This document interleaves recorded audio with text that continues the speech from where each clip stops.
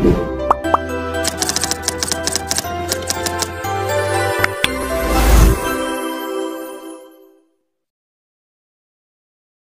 saya Muhammad Rifal Yasdar sebagai moderator dengan topik menuntut kepastian RUU kefarmasian.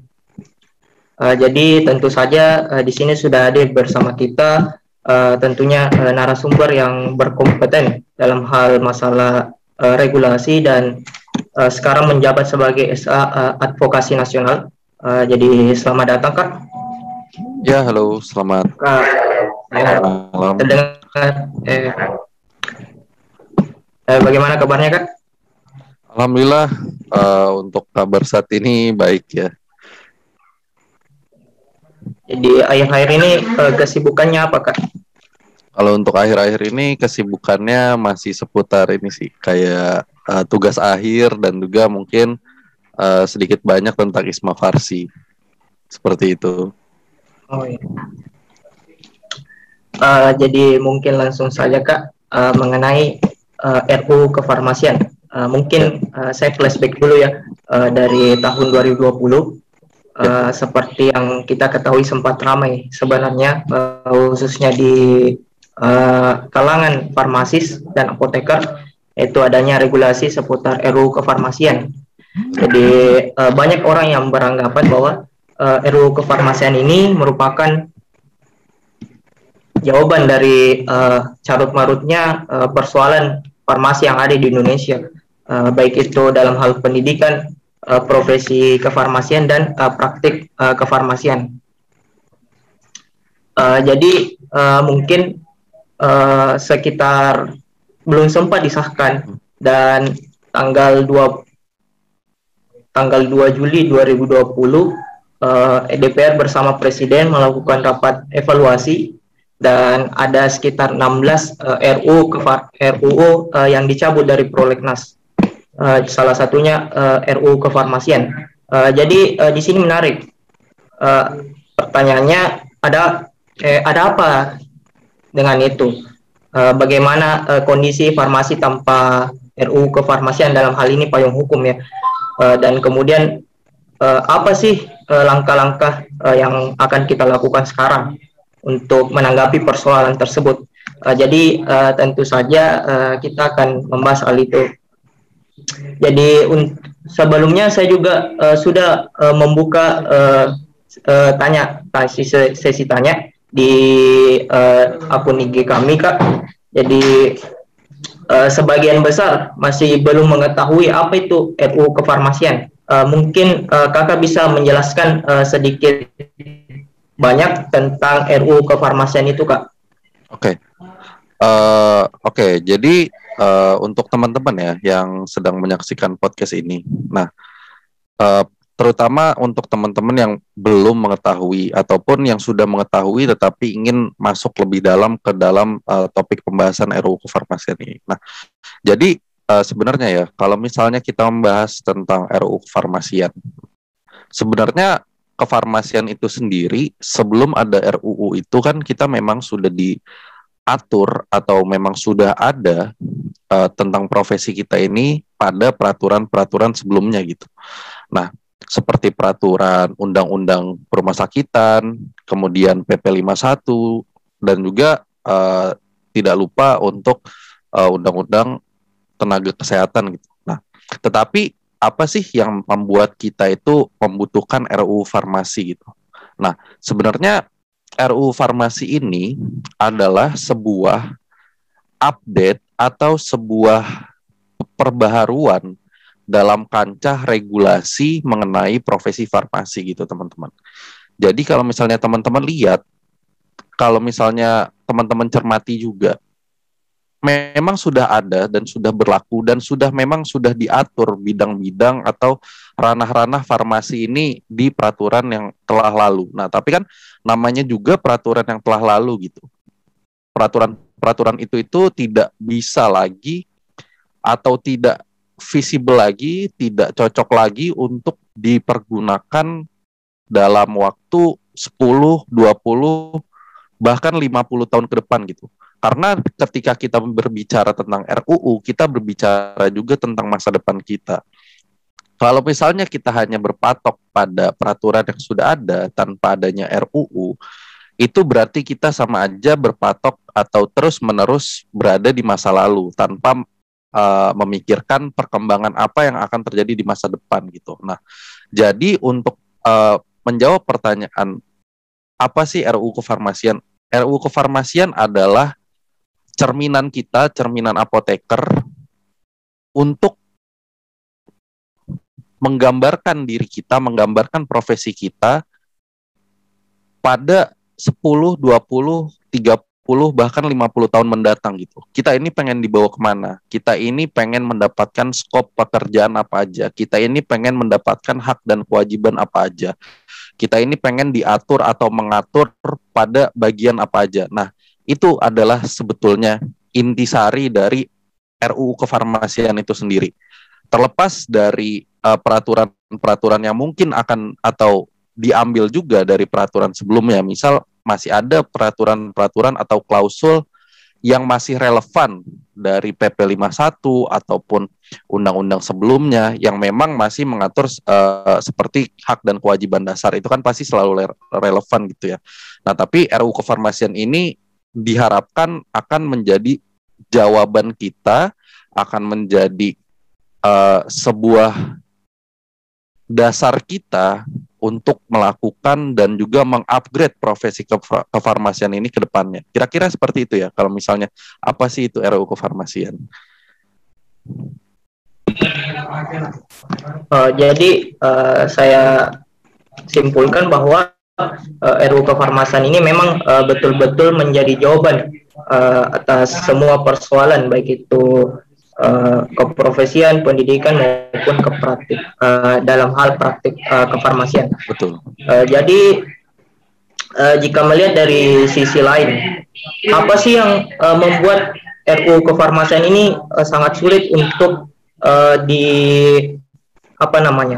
digapai gitu? Karena sempat kemarin kan dicabut. Jadi mungkin ada pertimbangan lain terkhusus bagi para stakeholder, terutama DPR, mungkin untuk mencabut RUU Kefarmasian ini dari prolegnas.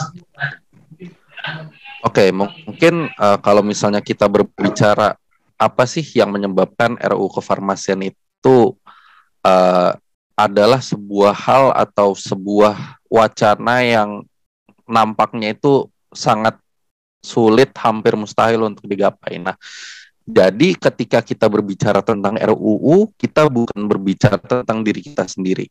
Ketika kita berbicara tentang RUU farmasi, kita tidak bisa melihat, oh ini kita butuh, tetapi kita tidak mengambil skop dari sudut pandang yang lain gitu. Kita tidak mengambil skop dari sudut pandang pemerintah, kita tidak mengambil skop dari sudut pandang masyarakat, ataupun mungkin elemen-elemen lain yang ada juga di dalam RUU kita gitu. Nah, jadi proses atau sulitnya RUU Kefarmasian ini untuk disahkan yang pertama adalah kita harus lihat dulu fokus pemerintah kita atau fokus stakeholder dari segi regulator dan juga legislator itu sekarang fokusnya kemana gitu. Apakah memang fokusnya ini masih berada di tatanan kefarmasian atau dalam hal apakah skop regulator ataupun legislator yang ada di sekarang, khususnya DPR, apakah memang berfokus kepada kesehatan? Mungkin kalau misalnya kita berbicara pandemi COVID, memang fokusnya kesehatan, tapi kita harus breakdown kembali tuh, fokus kesehatannya di bagian mana? Apakah penanganan atau penguatan tenaga kesehatan gitu. Nah, kemudian jangan lupa juga kalau misalnya kepentingan mereka itu tidak sebatas di situ. Kalau misalnya kita refleksikan ya teman-teman, ketika kita lihat atau kita cermati susunan undang-undang yang sekarang disahkan seperti Omnibus Law dan lain-lain, itu kan berbasis investasi gitu. Nah, di situ kita bisa mengindikasikan bahwasannya memang pemerintah atau legislator ataupun regulator sekarang sedang berfokus pada pemasifan income Indonesia atau peningkatan penyerapan tenaga kerja gitu. Karena memang canangan dari pemerintah itu sendiri menuju Indonesia 2050 menjadi salah satu powerhouse ekonomi dunia seperti yang sudah dikaji oleh World Bank gitu. Nah, kita juga harus lihat dari perspektif masyarakat. Kondisi sosiologis kita sekarang gimana? Kondisi sosiologis atau demografis kita sekarang ada pada tahap bonus demografi gitu sampai 2045. Di mana hal itu harus atau menjadi salah satu juga perhatian pusat pemerintah. Dalam hal ini adalah untuk berupaya semaksimal mungkin menyerap atau memanfaatkan tenaga para kaum-kaum muda, para kaum-kaum produktif yang ada di usia produktif untuk membantu menggenjot tujuan 2050 itu. Nah, oleh karena itu dapat kita lihat juga dengan kondisi pemerintahan yang seperti itu, kita itu RUF itu dalam kata lain harus mempunyai sebuah inovasi baru, harus direvisi kembali untuk memasukkan agenda-agenda tersebut gitu. Jadi bukannya tidak ada progres, bukan, memang ada progres, tetapi memang banyak agenda-agenda pemerintah tersebut yang memang harus disisipkan nih kepada RUU yang akan kita terbitkan. Oleh karena itu, contoh saja investasi dan lain-lain, itu akan membantu pemulusan atau kelangsungan dari progresivitas dari RUF ini gitu. Nah, dalam hal lain gitu, kita tinjau dari perspektif lain. Image kita atau image dari apoteker itu sendiri di masyarakat itu seperti apa? Nah, hal itu juga kita nggak bisa lupain ya teman-teman. Karena kenapa? Karena ketika memang image atau branding dari profesi, terutama kesehatan, contohlah dokter atau bidan, yang gampang gitu, karena bidan kan baru-baru ini disahkan RUU-nya. Nah, branding ini tuh sebenarnya penting ya. Kenapa? Bidan bisa gampang atau mulus gitu dalam pemasukan atau realisasi dari RUU mereka. Yang pertama, bidan itu sangat dekat dengan masyarakat, terutama masyarakat yang ada di desa-desa dan lain-lain. Nah, oleh karena itu, dari masyarakat melihat bahwasannya, oh kita membutuhkan bidan atau kita membutuhkan profesi bidan ini lebih ke masyarakat. Oleh karena itu, kita harus mendukung mereka untuk mendapatkan hak dan kewajiban yang lebih gitu. Nah, hal ini juga ditangkap oleh pemerintah dari aspirasi masyarakat tersebut. Pemerintah melihat bahwasannya, oh iya, karena kita banyak daerah yang 3T dan juga faktor-faktor lainnya yang mungkin mempengaruhi akses masyarakat itu terhadap dokter ya, dokter spesialis obgyn misal. Nah, mungkin terbatas, banyak sekali yang terbatas ke dokter spesialis obgyn dan lebih terjangkau bidan. Oleh karena itu pemerintah melihat dengan kita memperkuat profesi bidan, kita ini berarti sudah membantu atau menangkap aspirasi dari masyarakat tersebut. Oleh karena itu bidan itu sedikit gampang untuk memasukkan RUU-nya. Nah, ini adalah salah satu evaluasi ya bagi kita juga sebagai calon apoteker dan juga untuk teman-teman yang mungkin baru lulus dari profesi apoteker gitu. Untuk kedepannya itu kita bukan hanya memerhatikan diri kita sendiri, kita harus memerhatikan gimana sih citra apoteker di masyarakat gitu.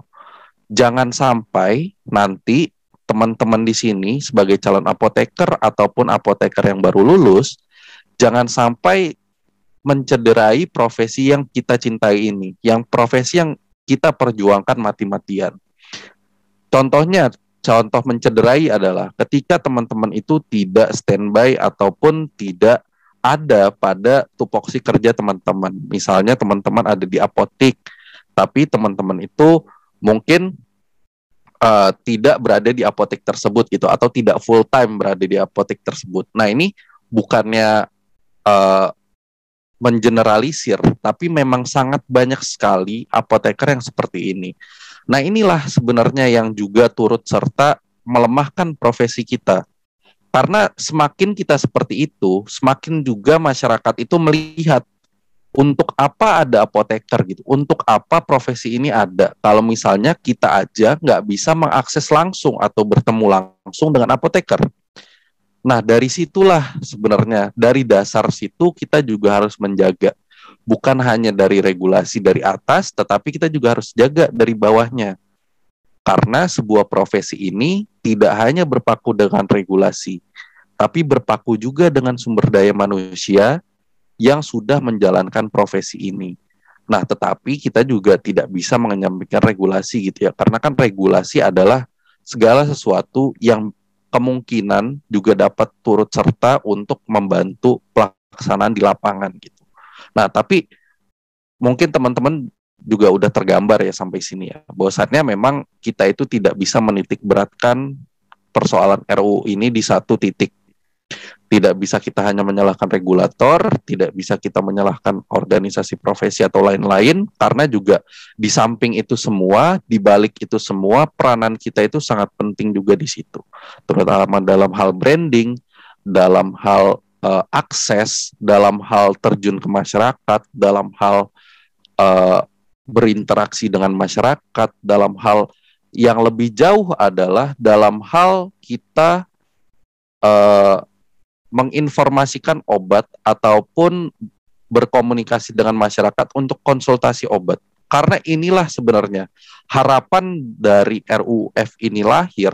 Kita itu sekarang sudah mulai dirubah ketika RUUF ini lahir. Dari product oriented menjadi patient oriented. Karena salah satu hal yang kita kritisi untuk RUUF ini segera diluncurkan adalah kalimat-kalimat bahwasannya farmasi ini bukan tenaga kesehatan. Kenapa? Karena kita hanya bertugas untuk menyerahkan obat. Nah, oleh karena itu, ketika RUUF ini lahir, diharapkan kita itu juga bisa menjadi tenaga kesehatan yang penuh. Dengan cara akan diberikan ruang-ruang, akan diberikan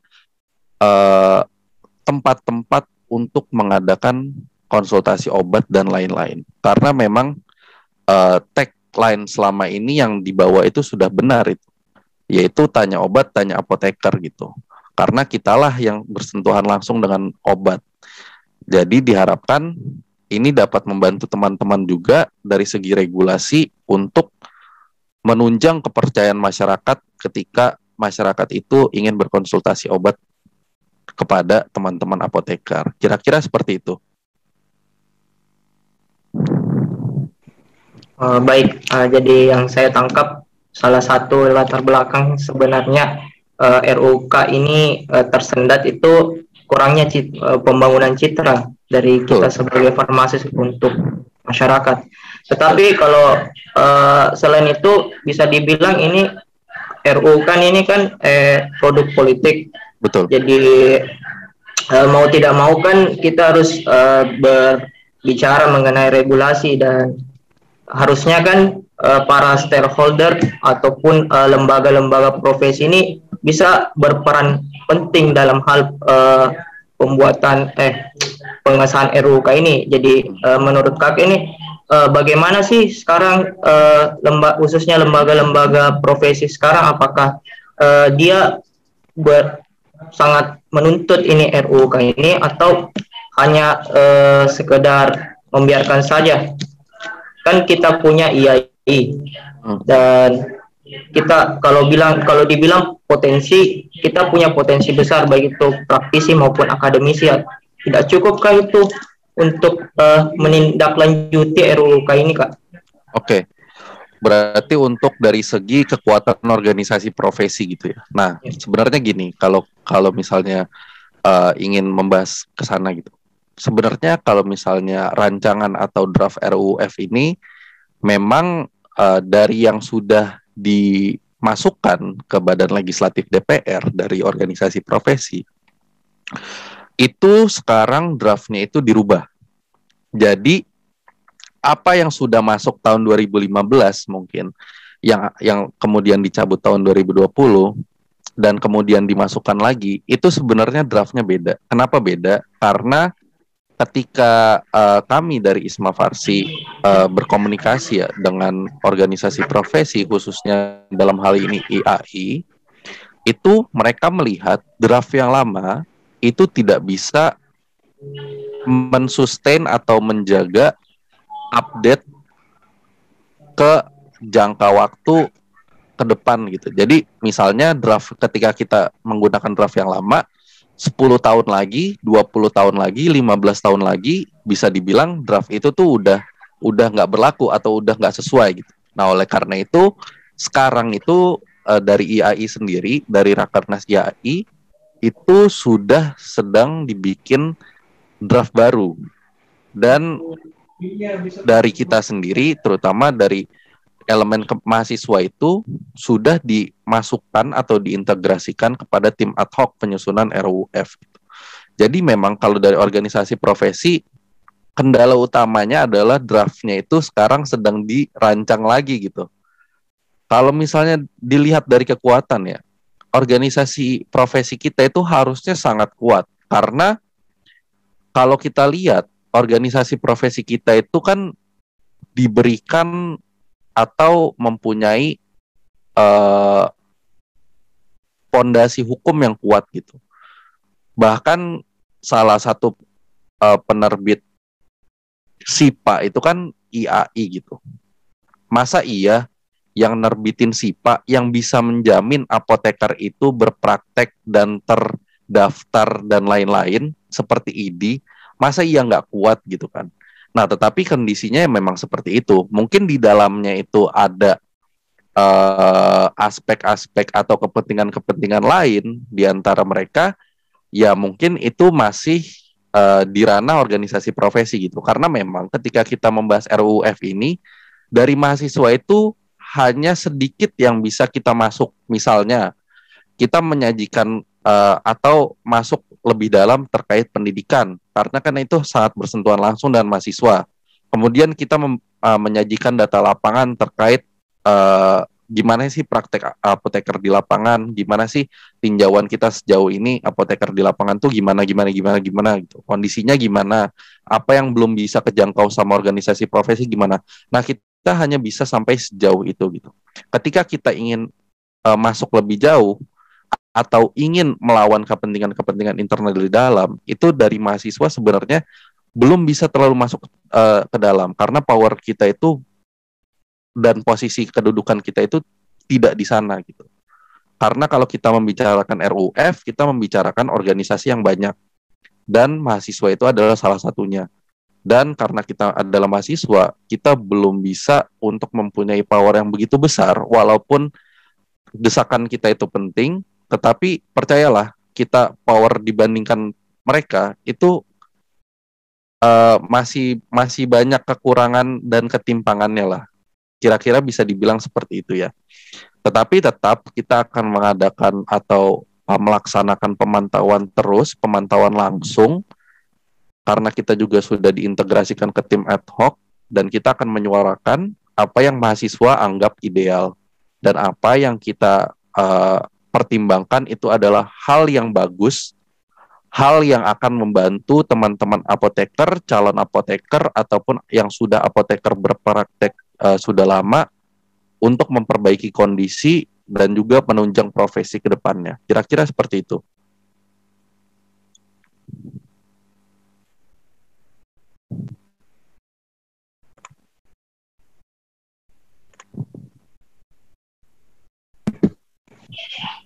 Baik, terima kasih Kak. Jadi sebenarnya ini persoalannya ada di atas dan di bawah. Betul. Dari secara di lapangan bahwa sekarang itu banyak sudah terjadi korban akibat tidak adanya payung hukum dari RUK ini, misalkan dalam hal profesi. Seperti kemarin kasusnya itu ada seorang apoteker, dia itu membuat semacam hand sanitizer. Nah, dari pemerintah pun menganggapnya lain. Pemerintah menganggap bahwa apoteker ini melakukan tindakan yang legal. Saya rasa itu akibat dari keterlambatan maupun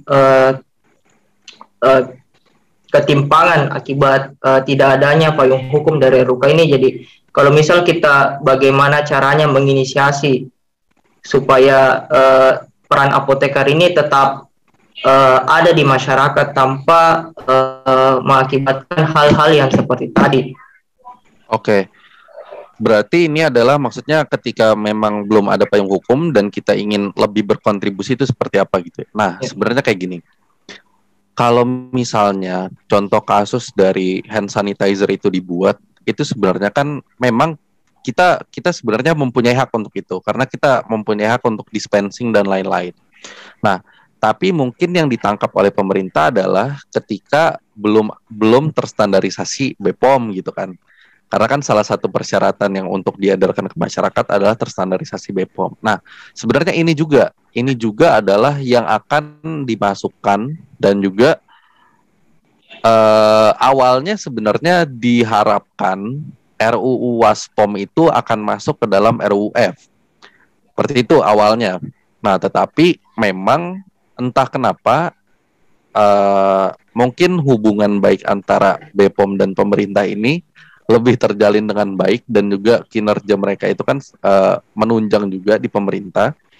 Oleh karena itu RUU Waspom ini sudah mengalami progresi yang lebih cepat di DPR itu sendiri, sehingga memang tidak memungkinkan untuk ditarik kembali dan dimasukkan ke dalam RUF. Nah, mungkin kalau misalnya sekarang apa yang bisa kita lakukan adalah untuk para sejawat apoteker bisa juga berkomunikasi dengan PD-PD-nya, karena PD-PD dan PC-PC IAI itu nanti akan menyuarakan kepada IAI. Contohnya kemarin yang seperti kasus hand sanitizer kan akhirnya diurus tuntas kepada IAI gitu kan, dan akhirnya diperbolehkan gitu. Nah, ini sih sebenarnya. Jadi kita juga ketika memang ingin melaksanakan seperti itu, kita juga harus berkomunikasi aktif dengan organisasi profesi kita, karena organisasi profesi kita itulah yang bisa membantu menyelamatkan kita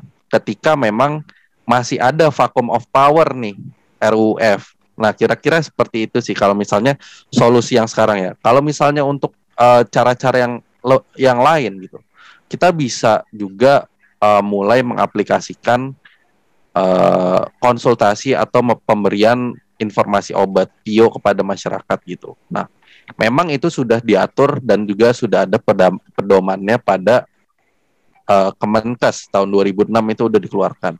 Nah, jadi mulai dari situ memang mungkin belum ada regulasi untuk hak-hak yang akan kita dapatkan ketika kita melaksanakan hal tersebut itu apa, memang belum ada. Tetapi sambil menunggu vacuum of power ini, kita bisa juga memulai untuk melakukan PIO atau konsultasi obat atau tahap-tahap pencerdasan obat kepada masyarakat juga. Tetapi kalau untuk dispensing dan lain-lain, diharapkan juga berkomunikasi dengan PC atau PDI IAI itu sendiri, karena mereka akan memberikan arahan dan juga ketika ada masalah dapat memberikan bantuan hukum. Kira-kira seperti itu ya, karena memang hal-hal yang terkait dispensing ini sudah lama juga sebenarnya menjadi persoalan gitu ya, karena memang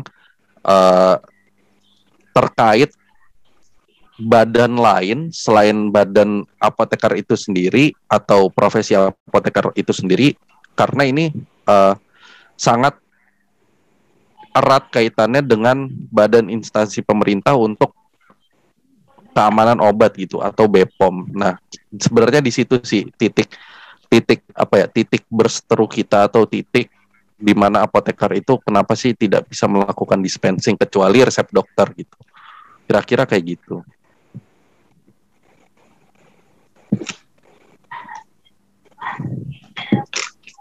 Jadi begitu kan. Kalau misalnya jika kita melihat dari untuk mahasiswa, kira-kira langkah apa yang bisa dilakukan untuk mahasiswa sebagai inisiator pergerakan untuk mendukung hal-hal tersebut, Kak? Oke. Kalau untuk mahasiswa sendiri ya, yang pertama jelas kalau misalnya kita pergerakan lapangan gitu. Karena kalau kita pergerakan lapangan kan kita adalah sebagai unsur pendesak Nah, selain dari itu, selain dari kita turun lapangan atau turun aksi, kita juga bisa melaksanakan atau membantu kegiatan-kegiatan branding apoteker dan juga pembumian apoteker kepada masyarakat. Karena ketika memang kita ingin membantu, selain dari turun aksi, kita juga harus nih membranding apoteker kepada masyarakat. Sehingga ketika nanti memang RUF sudah berhasil digolkan, masyarakat pun sudah siap atau sudah tahu apa sih apoteker itu, apa sih tupoksi kerja mereka, apa sih yang bisa masyarakat harapkan dari mereka, dan juga apa yang masyarakat itu bisa dapatkan dari mereka. Kira-kira kayak gitu sih kalau misalnya peran dari mahasiswa ya. Tetapi teman-teman itu diharapkan berperan aktif sekarang, baik dari pergerakan aksi ataupun mendesak stakeholder untuk mengesahkan RUU, tetapi juga kita harus berperan aktif membranding dan juga menyebarluaskan tentang profesi kita sendiri. Kira-kira seperti itu ya, karena ini berkaca juga dari profesi-profesi kesehatan yang memang sudah ada atau sudah menjadi patokan di negara-negara maju ya. Contohnya dari Amerika itu sendiri. Kalau dari Amerika, profesi apoteker itu secara 4 tahun berturut-turut menempati profesi paling dipercaya nomor 2 setelah perawat. Jadi bukan setelah dokter. Nah, karena memang di mereka itu sendiri sudah terbranding dengan bagus nih apoteker. Jadi masyarakat itu tidak segan-segan untuk berkonsultasinya selain dari dokter ya dengan apoteker. Kira-kira kayak gitu sih kalau dari mahasiswa.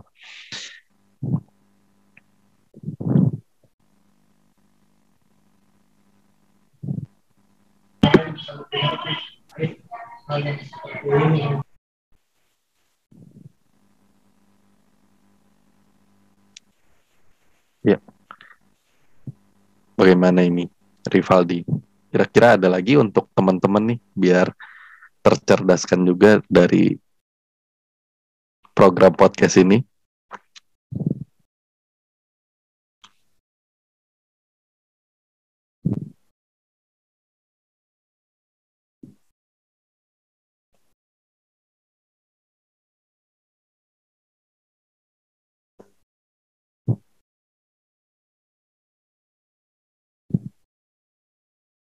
Maaf Pak Tarmut. Ya. Jadi untuk kakak-kakak di Isma Farsi mungkin pertanyaan terakhir, apa sih langkah strategis yang akan dilakukan untuk menindaklanjuti RUK ini? Oke. Ya.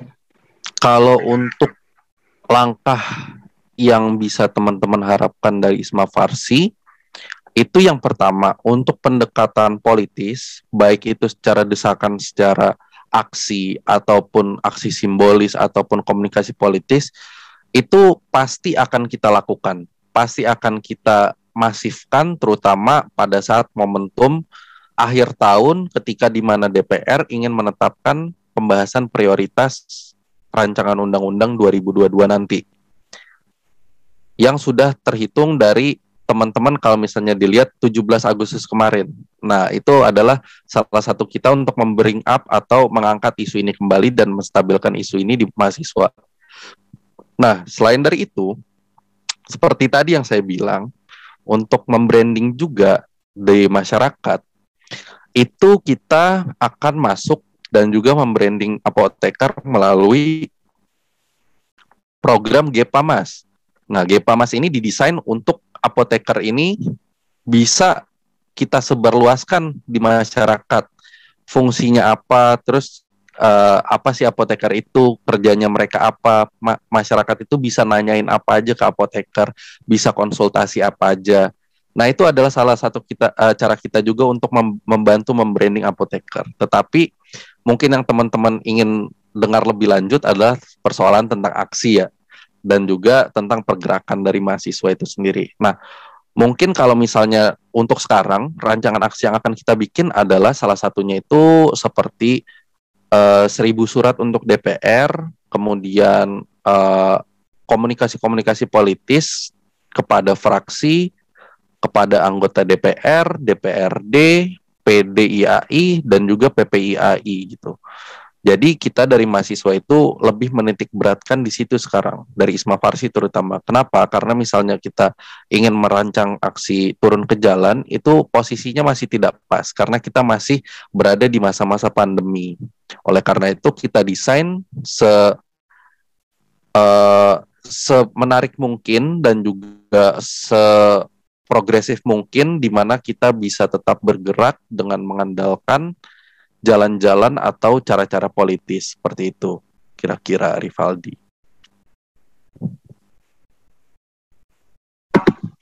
Oh jadi terima kasih kembali atas waktunya Kak, menyempatkan untuk membagi ilmunya mengenai hal-hal yang mengenai aturan-aturan seperti begitu Kak. Dan terima kasih kembali telah tetap memperjuangkan hak-hak farmasi, khususnya apoteker dalam hal profesi. Jadi mungkin teman-teman podcast bisa mengambil kesimpulan bahwa sebenarnya dari kita sendiri, kita kurang membranding profesi kita untuk lebih dikenal khususnya di masyarakat dan para stakeholder, dan teruntuk para lembaga-lembaga profesi itu bisa tetap melanjutkan perjuangannya. Dan harapan saya semoga kita tetap bersabar menunggu kejelasan dari para pembuat regulasi di sana. Jadi mungkin itu saja. Terima kasih Kak. Jadi ya, saya tutup. Wassalamualaikum warahmatullahi wabarakatuh. Waalaikumsalam. Terima kasih Kak.